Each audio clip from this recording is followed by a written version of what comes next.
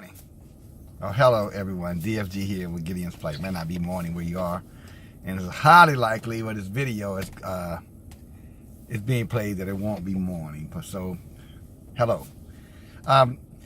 Quick little message today, and what I want to talk about is provide and protect, and companion and competition.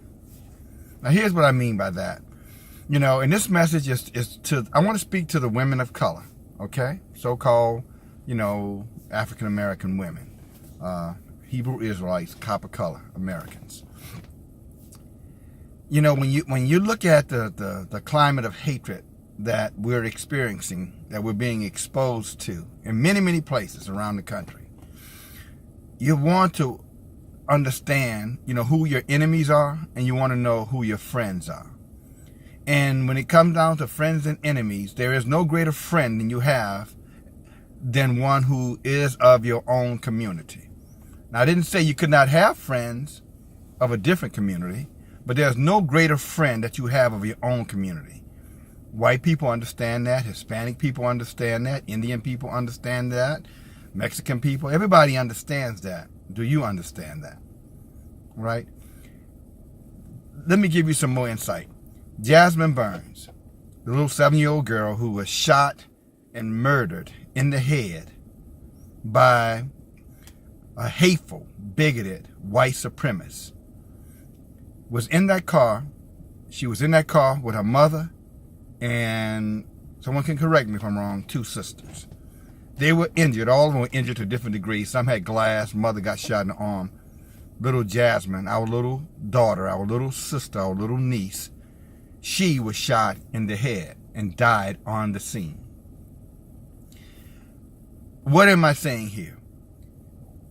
Women of color, regardless of how you might feel about your man, the one who does not, your man who does not provide and protect you, I want you to understand something. Even if he doesn't, the rest of the community is your provision and your protection, primary. There are secondary means, but they're primary. I'm talking about your uncles. I'm talking about your fathers. I'm talking about your brothers. Those individuals, your extended family. They're not your competition, and they're damn sure not your competitor. They're your mates. They're your family. They're your friends. So what if a couple of idiots or irresponsible deadbeat fathers don't step up to the plate and do what they're supposed to do by you or by their children? You don't walk away from the big community, because if you get into a war, or let's just say by some act of insanity, anybody seen Bird Box? By some act of insanity, people just lose their minds and they decide that they want to go out throughout this country and kill everything black. If you don't have your people, your men, loving you and respecting you because of the way you treated them, you're going to get slaughtered, black women. You're going to get slaughtered. There's no way you can fight, in this case, since it was Jasmine who brought this to my mind, there's no way black women can get in a race war or a physical arms war with white men and win. I know some of you saying, well, black men can't either, but I can assure you, baby, they can put up a better front than you can. That's why we don't send children and women into battles anywhere around the world, with the rare exception of, the ones who just choose that's what they want to do and that's their choice. I'm not talking about that right now. So what I'm saying to you is that if you're in your neighborhood, or if you see a black man, he whistles at you. He say, hey, pretty lady, hey, sexy, whatever he might be saying to you. Because you're mad with your baby's daddy or some irresponsible father, you should not shun those men. I'm not saying you need to dialogue and go to dinner with them. What I'm saying, it wouldn't be anything wrong with a pleasant smile or thank you, I appreciate that. A boy, quit that. A man, quit that. Where's your girlfriend? There's many ways you can accommodate those words without anger and bitterness. Why? Why is that important? Because in a major league crisis, I'm telling you, those very same guys who may be a pain in the ass, pain in the butt, who may be a little bit annoying, might remind you of your baby daddy, friend, cousin, whoever did you wrong, are going to be the ones that you're going to turn to. And when you turn to them, you want them there. You want them to want to be there. And they will want to be there because they'll see you as their friend, not their competitor. You see what I mean?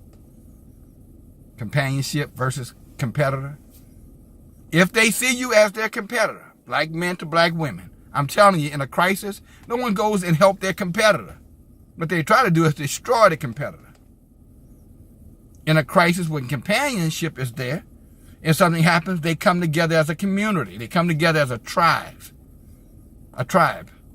And they fight, and they provide, and they take care. They find roles, they find responsibilities. You'll be surprised how people can acclimate to the right position in times of crisis. They may not do it when there's, nothing major forcing them to. But when they are forced to, you'll be surprised how people will acclimate and find their roles and fit in and be dedicated and loyal in those roles. Now, what I'm saying to you guys, this is no different than what any other ethnic group on this planet would be doing and do and have done. But for some reason, we have still struggled to see our men as our protectors and our providers.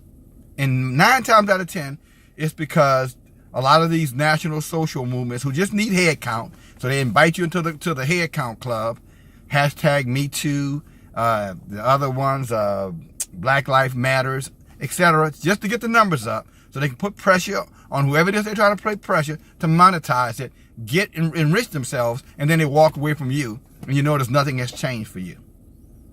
All these women movements all over this country, tell me how it's changed for you, woman of color. How?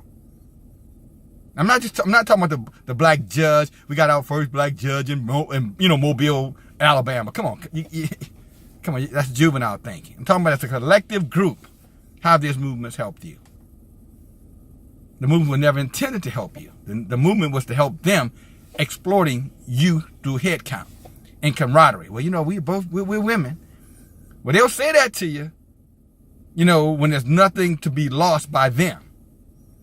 But in a moment of hostility, I mentioned again, Bird Box, where aggression and violence, and I can assure you, you're gonna find out real quick who your friends and who your true allies are.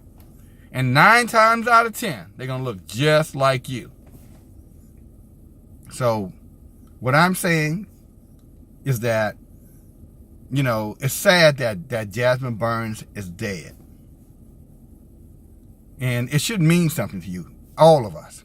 Because when I think about Jasmine Burns, I don't look at it as a little black girl, using that name, that terminology. I don't look at her as a little black girl, in Houston, Texas, who I never met. I look at it as a 7-year-old niece of mine, or if I had a 7-year-old daughter or a little sister. How would I feel about that? What would be my emotional energy right now? That's how I feel about it. My emotional energy is to not let her death be in vain. As a reminder that there was no one there to protect her. No father. Had a father, but not with a mom. And so, they were going about their business, get a cup of coffee wherever they were heading, and some vicious, racist dog had nothing better to do but to see who I could find. He didn't know them. They didn't know him. All he needed to see was one thing, the color of their skin, and the game was on. And he shot up the vehicle. And that could have been you, my friend. Could have been me. And yeah, it could have been, again, he could have shot someone, a black male. I understand that. But what I'm saying to you women is that we are not your enemies. Whoever has told you that, if you had a mother who was bitter because of something happened with your dad, I don't know, again, a sister, a boyfriend, a husband, deadbeat dad, whatever you want to call him, I'm telling you, we are not your enemy.